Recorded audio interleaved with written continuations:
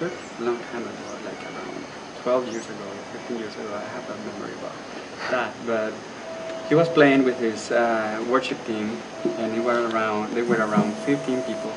And when I got there, I fell in love with the music right away because I was used to sing hymns and everything. I don't have anything against that, but it was different. So when I got there and I saw the whole band, they were making the sound of the bass with a synthesizer, like a keyboard. So by that time I was playing the bass. So at the end of the concert I came to Hector and I said, I love your music, but you are missing something. And he said, what are you missing? So I said, me, because I play the bass. So since then I started joining the worship team, and since then we have been very close in music matters and ministry. And in 2002 we had like a rehearsal in our church, and we were talking about dreams. So when we were talking about dreams, the story about Joseph came out. So we were sharing among the 15 our dreams. Everything was concerning music, everything was concerning going to the nations, praising the Lord. And that day we were having our meeting, and we were talking about dreams, and we shared our dreams, and most of us, we agreed that we want to go to another country and share our music. So we set an appointment among us, and we get to that office the next Sunday in church. Hector get there, I get there, and nobody else show up. So we start planning right away the trip, and our trip was going to Canada. And the Canada adventure was, it was incredible because we felt the hand of God calling us to something else. So after we were in Canada for around 7 months, ministering around with other churches, even for me, learning the language there, and improving many things that I even didn't know that I could do. So that's how we started the mission right there, because we started thinking about children and about doing some kind of work with children coming back to Costa Rica. So we started going to the churches and playing our music, but we didn't ask for money, we asked for toys, because we want to start something here in Triana. And when we came back, we came with 6 hockey bags, 3 missionaries actually from Canada, and we started right away. The first meeting we had, we invited all the children from the neighborhood, and they showed up, but the fathers and the mothers came also. So Hector was in charge right away for the adults, and I was working with the children, and that's how the mission started. Interesting. Well, we never really planned to have a church, and actually when we call it mission, from the American point of view, maybe a mission has another concept or essence. We call it mission because mission means help, and we are in the middle of a Catholic influence, and we didn't want people to call it church, right? So people feel more welcoming, and they did. They felt more welcoming, but we just call it the mission after that. Even people around call it La Misión in Spanish, or La Mission in English. Bosque Clama because it's from Isaiah in the chapter 40, in the verse 3, it says a voice is calling in the desert. It was kind of always actually our verse of the Bible, a voice that calls from the ones that need the most and they don't really have a voice. And so the essence, during all these 9 years, we think that the mission became a bridge. It's what we always wanted. We always wanted to have a bridge that connects people. It's not only that you give because you have to the ones that have less, but at the same time you receive a smile, and you receive love, and you receive a lot of gratitude that will change your life at the same time, right? We run what we call a church, or a congregation of around 100 people together, and it's great. I think that it's not all. That's not the mission itself, but it's a big important aspect of it. You gave us the chance to share, like right now we are like an open door, like an open window, to share with others that doesn't even know who's Hector, who's Daniel, or who's this, right? So for us, the mission is a bridge. That's the main thing, because probably you at home have a pair of shoes that you have back there and you will never use it. But if you come to this place and you go to Chiripa, which is the mountains where the indigenous live, you know that those shoes are very important, and it's easy just to send it here, and we will use it, and someone will use it also. So it's the basic thing. We have many people, some people with needs, and you back there, you have people that can, help with those needs. And it's nothing like impersonal, because you will meet the people once you come here. We will take you there. You will have the feeling. You will take the pulse of the people right here, and you will see that, as Hector was telling you before, how God is showing you your purpose. And probably the shoes is not only the only purpose, but is the key who will open that door to continue serving the Lord in a way or another way. Right?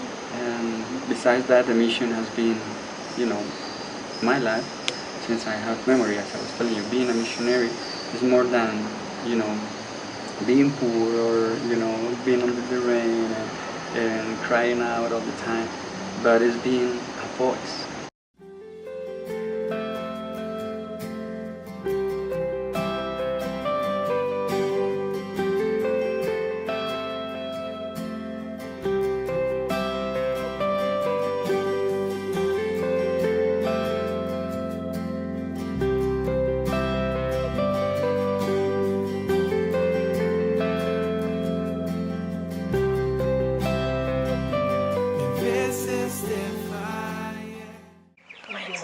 Para mí, la misión es una cosa muy importante en la vida de toda mi familia, porque desde que nosotros estamos yendo a la misión, desde que vino Héctor y Daniel a Twist, hemos aprendido muchísimas cosas en Dios. Que yo antes de 9 años, hace 9 años vino Héctor y Daniel aquí a Twist. Y desde el primer momento que nosotros fuimos a la misión, todas nuestras vidas cambiaron. ¿Cómo? Porque antes nosotros íbamos a la iglesia católica, pero no conocíamos de Dios verdaderamente. Nosotros antes éramos muy pobres, muy pobres. La casa de nosotros era muy pequeña. Estábamos económicamente muy mal, y nosotros comenzamos a ir a la misión, y todas nuestras vidas cambiaron, todo porque conocimos de Dios. En la misión nosotros hemos sido abundantemente cambiado todo. Nuestra manera de vivir, la manera primeramente en Dios, conocemos de Dios, y Dios me ha hecho muchos milagros. Uno de los más grandes es que mi hijo mayor, Jimmy, tuvo un accidente en una moto. Él venía en una moto sin casco. Y iba un carro que no tenía luces, y él venía muy rápido, pegó contra el carro y perdió el conocimiento, y él prácticamente murió ahí en el accidente, porque él llegó al hospital sin vida. Y Héctor, Daniel y todos nosotros hicimos una cadena de oración hasta en Canadá y en muchas partes donde Héctor conocía estudiantes. A los 7 días yo estaba en la cama de él. Yo le pedí muchísimo a Dios pero con los ojos abiertos. Yo estaba pidiendo a Dios con los ojos abiertos y Dios llegó. Yo oí la voz de Dios y me dice, cierre los ojos y ora. Yo cerré los ojos, le pedí a Dios. Mi hijo estaba que no se movía, el doctor dijo que no iba a desconectar porque no respondía al tratamiento. Y le pedí a Dios que él se moviera, que Dios me diera una señal que Jimmy iba a vivir, porque yo no quería que él se muriera, porque él antes tomaba mucho licor y que yo no quería que él se muriera así, porque él cuando venía en la moto venía tomado. Y yo le pedí a Dios que me diera otra oportunidad, y yo cerré los ojos y le agarré la mano y le pedí a Dios, y yo le dije, Dios mío, si mi hijo va a vivir, que mueva un dedito por lo menos, que mueva el dedito pequeñito. Y él, en el momento que yo estaba orando, él se movió y alzó los pies, se quitó la sábana y puso los pies sobre la sábana. Y de eso ya hace 5 años. Y él asiste a la misión y tiene 5 años en coma. Para mí, Dios me ha hecho muchos milagros, y ese es uno de los más grandes que Dios me ha hecho, y por eso yo digo que la misión es lo más importante. Lo más importante en las vidas de nosotros es Dios. Que uno lo que le pide a Dios de corazón se lo va a dar. Y todos nosotros hemos pasado muchas pruebas feas. Y Dios me ha sanado mi corazón, ha sanado mi familia, a mis hijos, les ha hecho muchas cosas buenas. Y esa prueba que Dios me dio, a mí me cambió montones, porque ahí aprendí yo que Dios es lo máximo, es lo más grande en las vidas de nosotros.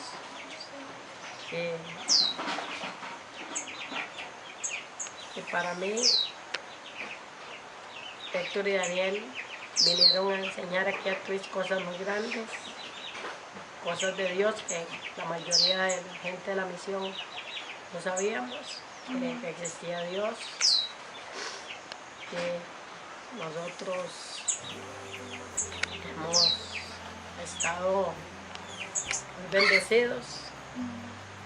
Me quiero ver en la adoración, Dios eterno, tu luz por siempre brillará, tu gloria incomparable sin fin. Oye, verdad que vale, Satan se quedará.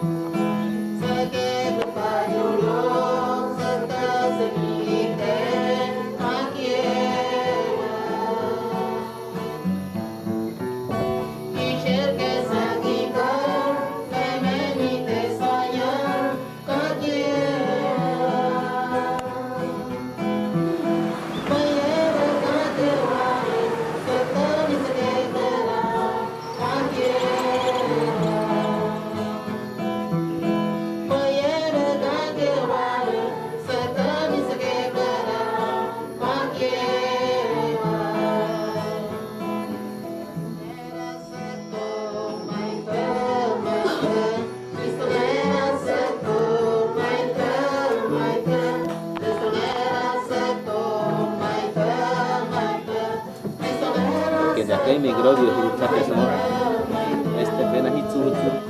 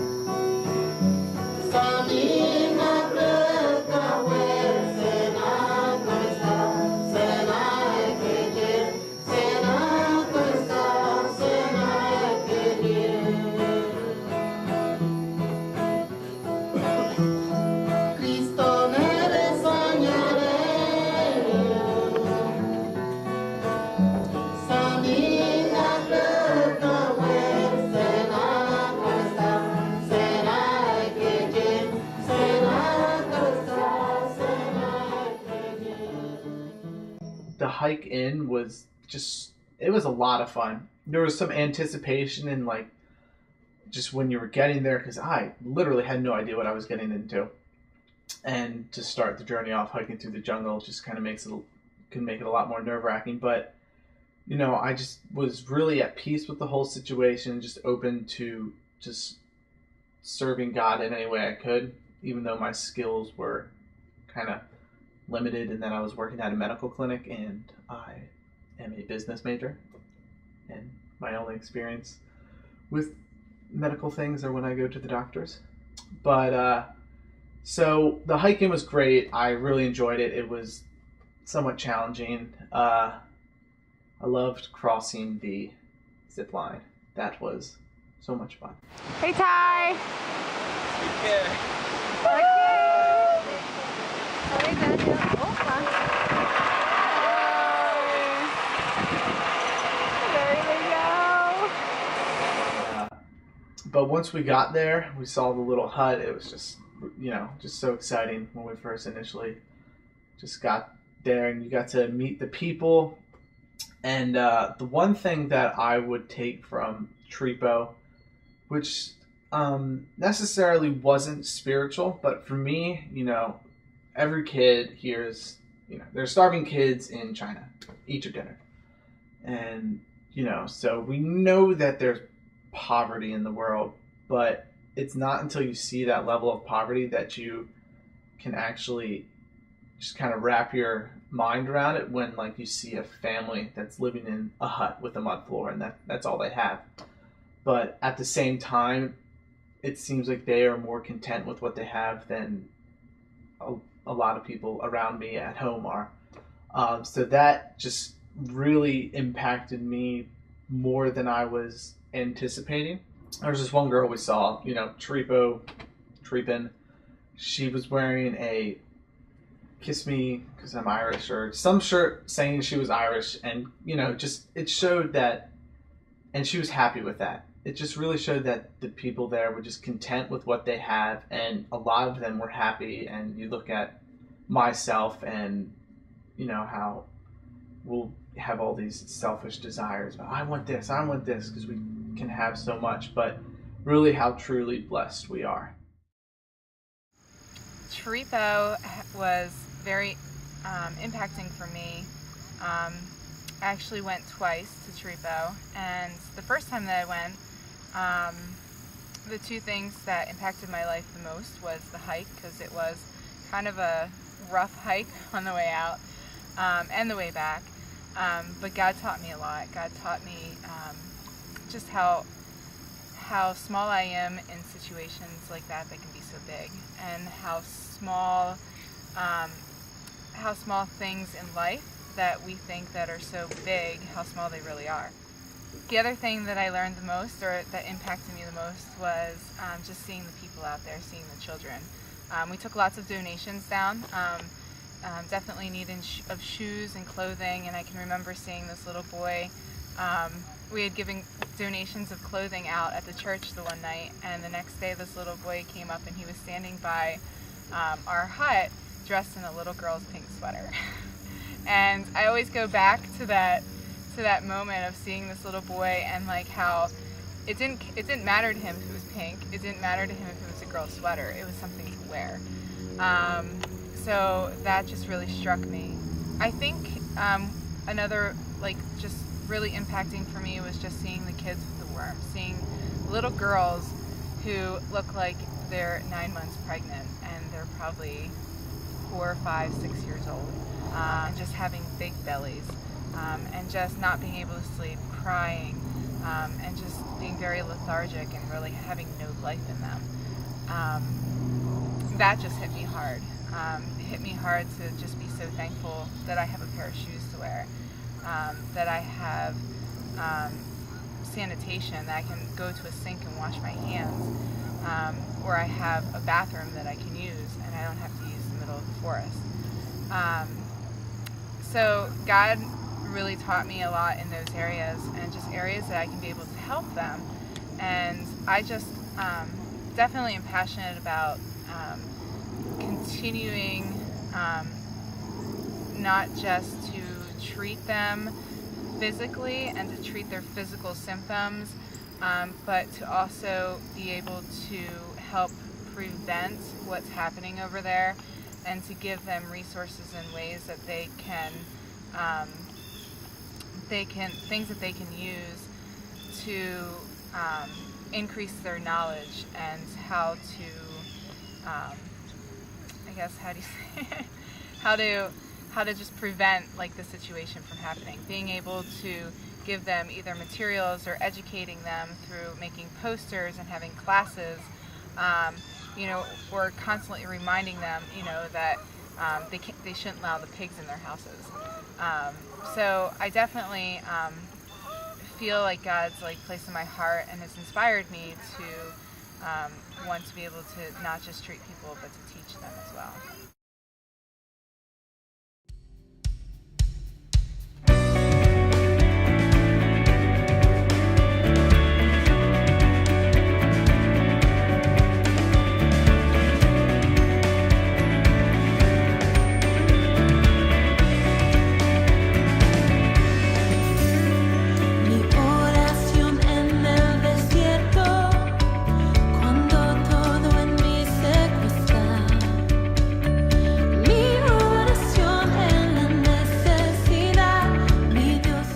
Spanish and teaches Spanish through CISA, which is the Christian Immersion in Spanish Academy, the educational aspect of our ministry, and for North Americans to learn the language and go back and serve in their different Latino communities or ministries or even in other countries that are less safer than Costa Rica. But I think that the impact on North Americans is the ability to create, or not to create, to discover their purpose. We believe that all of us, according to Psalms 138, the verse 8, that we have a purpose, that God has a purpose for us. And so it is part of our purpose to show everyone, or to show other people, their purpose. So we have seen that the greatest impact in the life of North Americans is when they find that relationship with God, and then they can see their maps, and then they can see, okay, this was my way, or this was not. And I'm not only talking about serving with the Latino community, that you discover that your purpose was that, but people discover things far away from America, where obviously there are a lot of distractions and a lot of nice things, but at the end they distract you from the Lord. And here I think we have a little bit left. We created this wonderful program for learning Spanish. This came up because we were receiving all these visitors from North America, and they didn't speak the language, and it was just difficult for them to run the different programs. So we created for them, but little by little it started to be more and more, to the point that we have many more. We have students almost all the time. Very family friendly and very Christians, of course, Christian friendly, with a great Christian environment, and it's just wonderful. It's a wonderful program to learn Spanish. It is also a great ministry because it gives everyone the opportunity to, as I said, to learn the language and to go and put it in practice into their different ministries in the States. Nowadays, most churches are running programs for Latinos communities because they have so many Latin people around, and so we have heard great testimonies of people that learn the language with us and just go serving their communities. No, one beautiful aspect is that we have the church, so most people enjoy relating to the whole community of Christians, while in other schools they just have the school and go home, the school go home, and so here they also have the opportunity to volunteer, which is something great. I mean, that they can take part of the different activities of church and different activities or any other activities that we program for them. Mm-hmm. What makes CISA so different than everything else? Well, for one, there is something completely amazing and beautiful about an immersion experience. Like, there is nothing like being in a culture where, like, literally, like, it's in the air. Like, Spanish is everywhere. Like, it's on the street signs, it's in the music, it's, you know, it's on the rappers on the ground, which reminds me of the city. It's, you know, it's in conversations of people walking down the streets, it's on the street, it's on the signs of the buses, like, it's everywhere.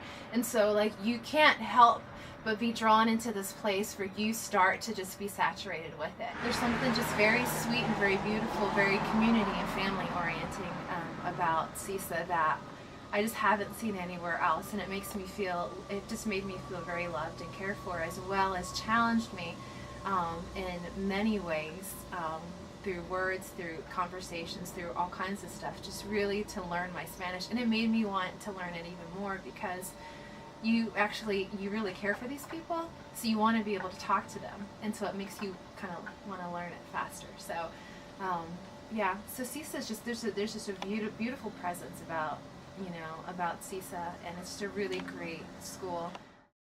Another classroom in here. This one has got like your old authentic country Costa Rica. So you have very authentic things. And then we have a Spanish lesson on the verb buscar here. Somebody's learning about buscar, which means to like. I like chocolate, you like chocolate, we all like chocolate.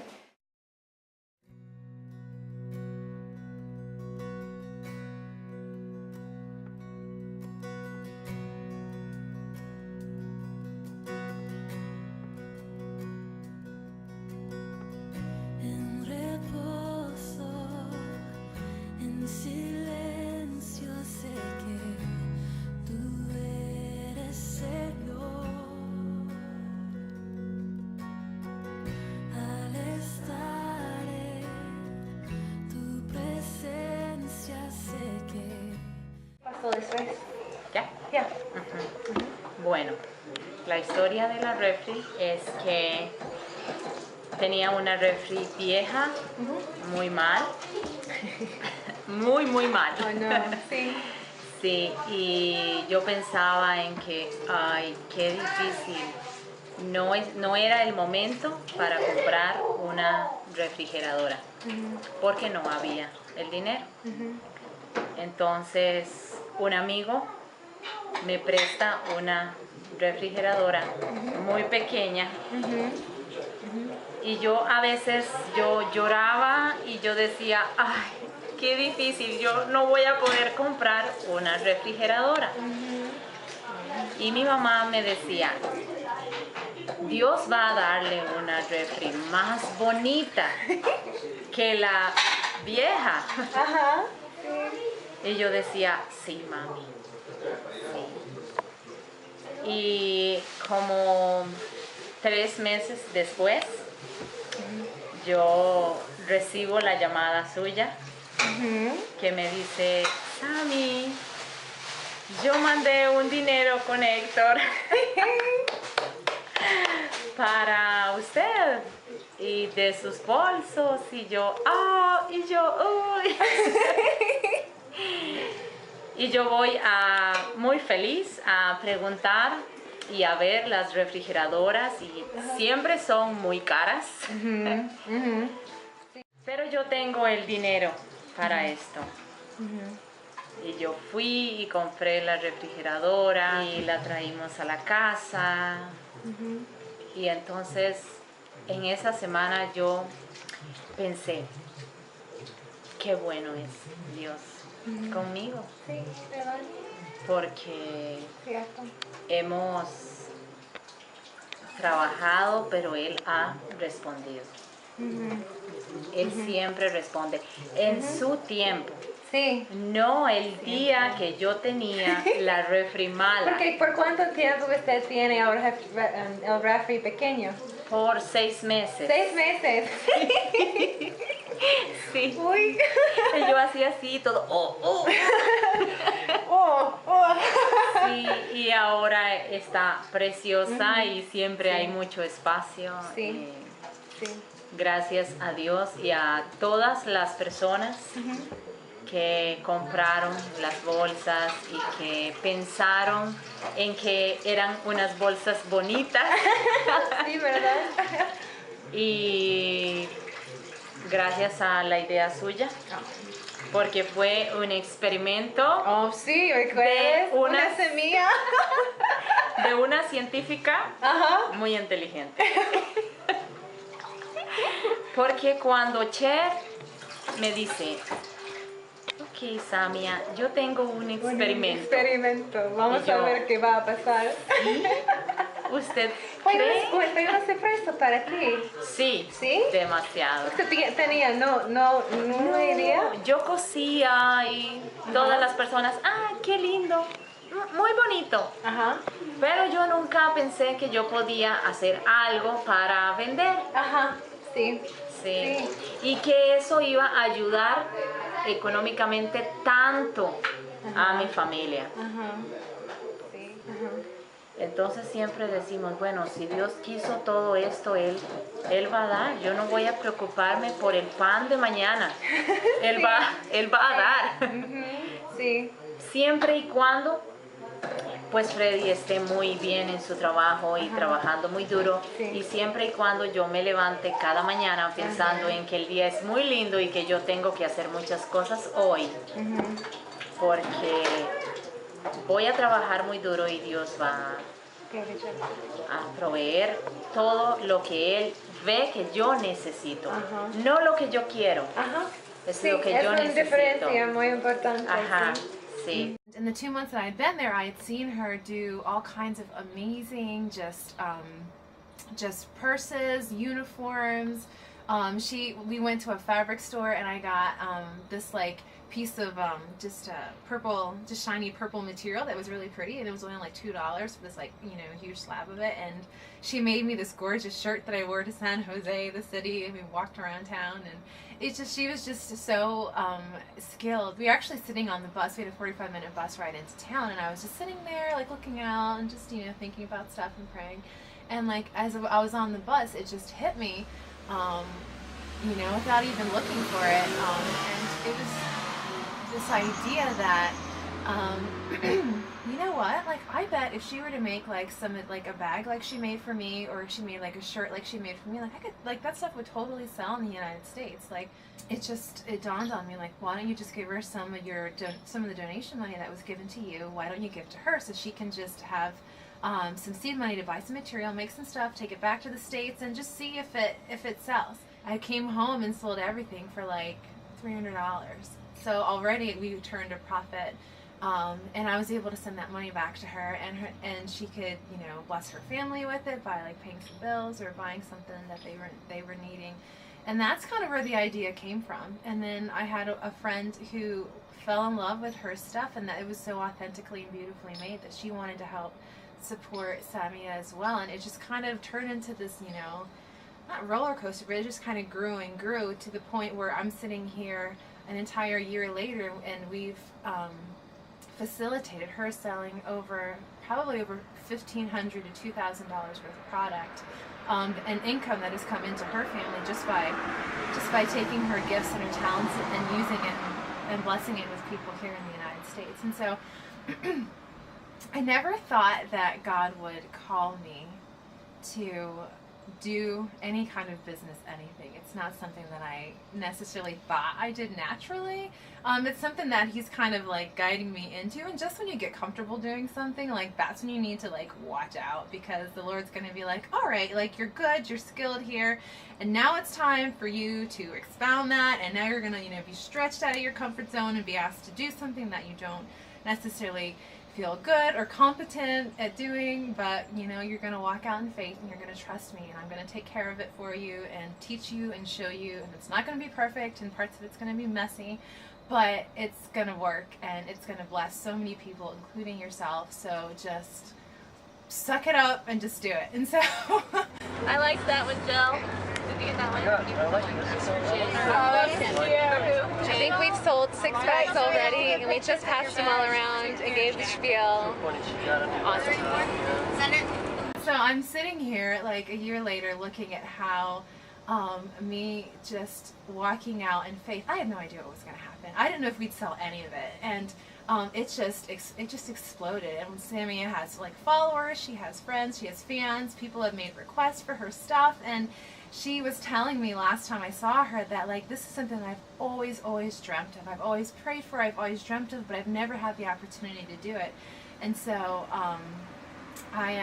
it's just amazing how God can use somebody who feels so insecure and little and just, I don't know what I'm doing, and he can take something so little and make something so grand out of it. And that was just so amazing to me. And I just read something that talks about taking risks, and I mean, leaving the country to do a 3-month language school when you don't know who you're going to and you've never done it before is a risk in and of itself. But I was reading something that said God calls us to put our trust in him and to take a risk for his kingdom, and it definitely requires faith, but that's what he calls us into, and that's some of the best parts about being a follower of Christ, is you take a risk, you walk out in faith, even though you have no idea what's going to happen, and something amazing and beautiful comes out of it.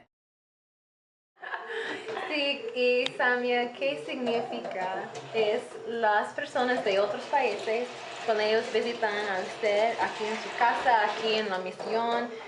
¿Cómo se siente? ¿Qué es el impacto de ellos a usted y su familia y su comunidad? Es una experiencia muy bonita.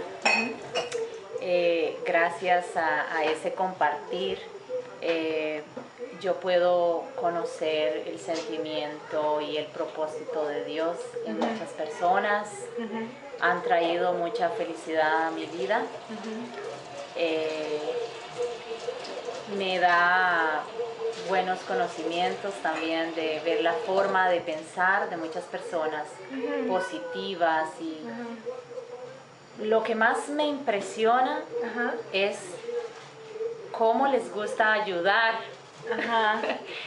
Es increíble porque aquí en Costa Rica hay muy buenas personas, pero no hay muchas instituciones de ayuda. Y casi nunca yo veo personas que dicen, ok, yo voy a dar esto, voy a ayudar. Es muy poco, por la cultura, es un poco diferente.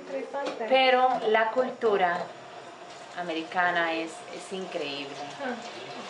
Entonces eso me impacta mucho, me mueve mucho el corazón. Yo digo, ¿cómo hay personas tan especiales que yo no conozco y quieren ayudarme a comprar una máquina? O sea, no lo puedo creer.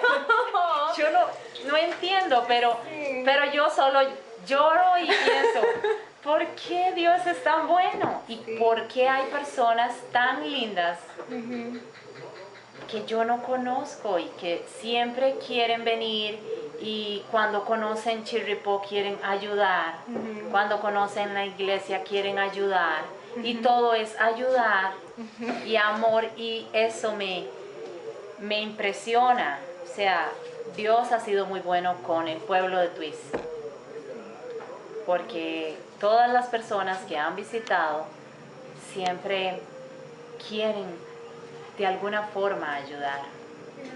Y la primera persona que yo conocí que quería ayudar a mi familia fue usted. Oh, sí. really? Sí. ¿Verdad? Con la idea de las bolsas y todo. Oh, Y después, wow. el año pasado también, yo conocí unos amigos de Santa Rosa, Ajá. Steve y su hijo Ian. Yeah, Ian and Y, Steve. ¿Yo conocí? y ellos no hablan mucho español, pero ay, ellos Son amables. dicen, usted es muy trabajadora. Oh, Yo quiero ayudar. oh. Yo quiero comprar 10 bolsas para yo venderlas. Pero yo quiero pagarlas a usted primero y yo después voy a venderlas. Oh, perfecto. Entonces yo digo, qué increíble. Sí. Personas que solamente vienen por 1 o 2 semanas y ellos me conocen Yeah. y quieren ayudarme. Sí. Ajá. Son personas con una vida diferente cada uno, con propósitos diferentes, pero siempre, siempre la misma esencia que es Dios. Sí, entonces es muy lindo, a mí me gusta mucho compartir en realidad Sí. con personas, Sí. tener la oportunidad de conocer gente tan linda, gente como Julia también, que sin conocerme, ella trae un bolso para mí para ir a Chirripó, eso yo no puedo olvidarlo, nunca. Oh, sí. Sí, y yo creo que yo voy a llorar entonces. No hablo mucho, son muy especiales para mí.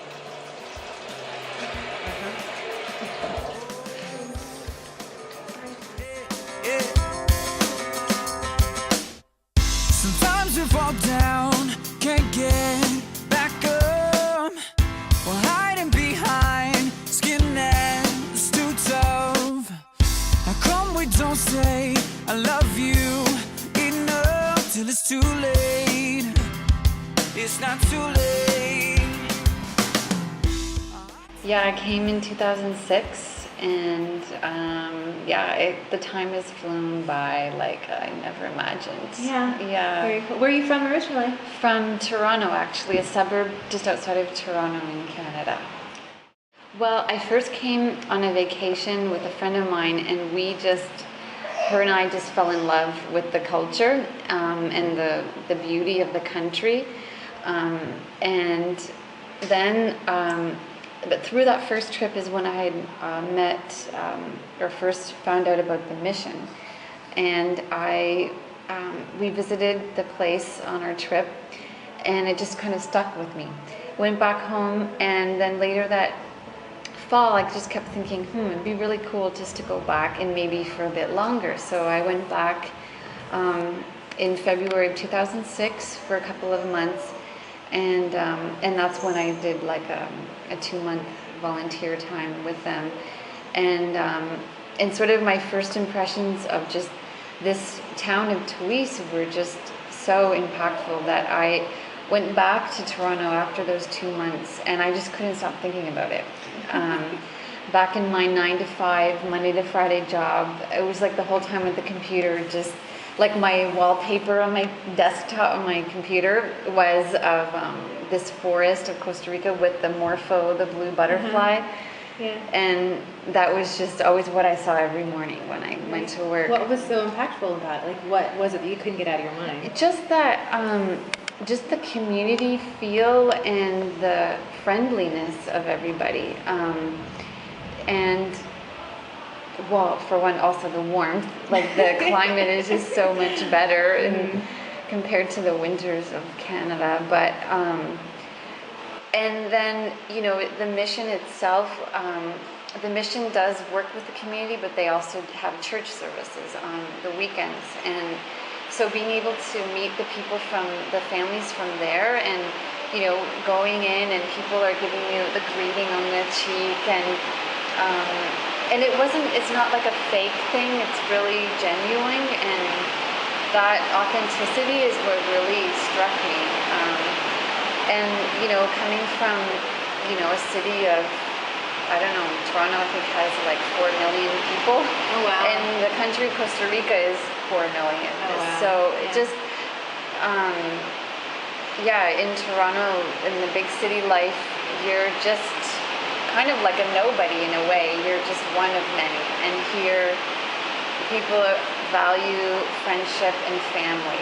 And so that's kind of, I would say, the most impactful thing.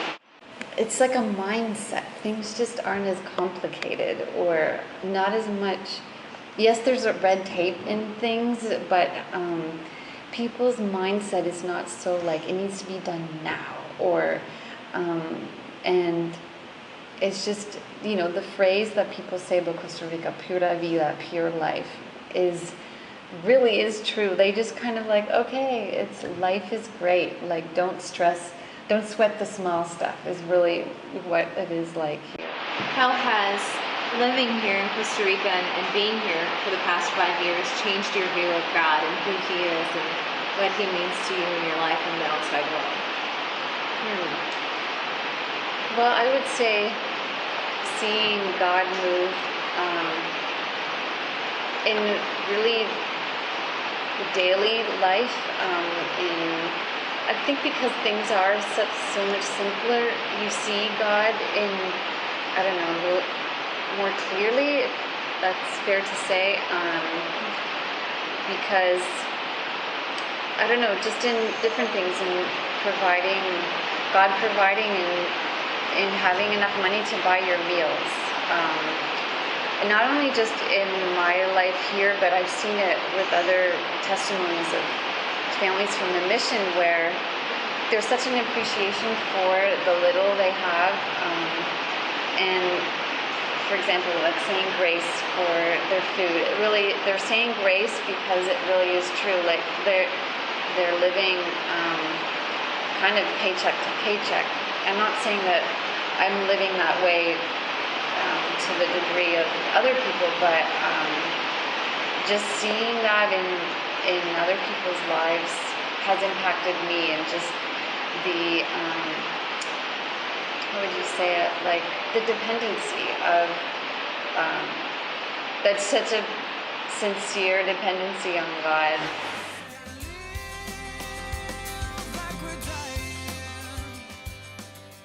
Costa Rica was just a really amazing experience. Just the trip from beginning to end, it was really awesome. It was just a great opportunity to serve the Lord in such a unique way. So while I was in Costa Rica, it was just amazing to see God at work there, especially within the mission. While I was there, doing charipo and just getting to know a lot of the local people, even though I couldn't talk to them. With the select few that I could talk to, it was pretty evident that God was at work there, especially through my conversations with Daniel and Hector, and just being at the mission, at the church, and doing the trip to Charipo. It was just, to me, it gave me a lot of hope, just seeing their work in the community and their passion for serving the Lord. So that was big. And coming home, kind of just looking down and looking at what they're doing in Costa Rica, and just opportunities that we can do something similar, maybe just up here in the States. There's so many opportunities, and just to kind of live to serve the Lord like they do. It's a great example. When I first went there last year in 2010, and it will always be my first impression of Costa Rica, was walking into the church, which is the mission called CISA.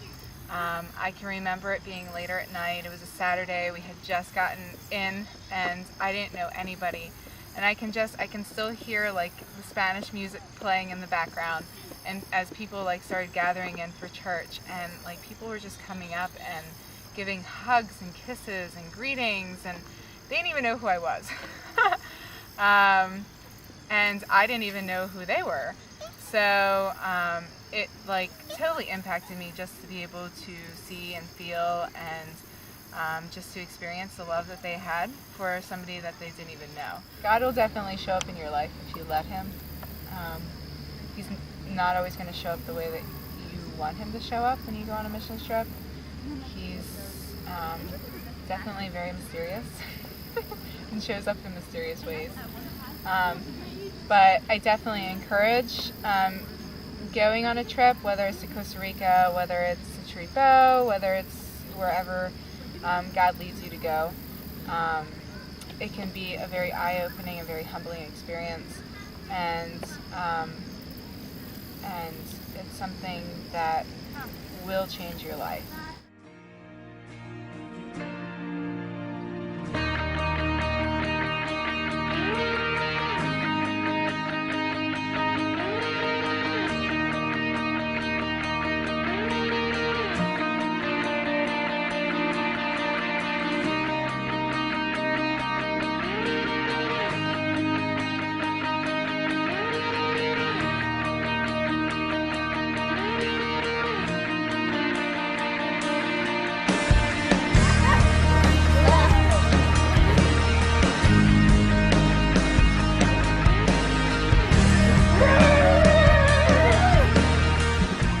I dig it.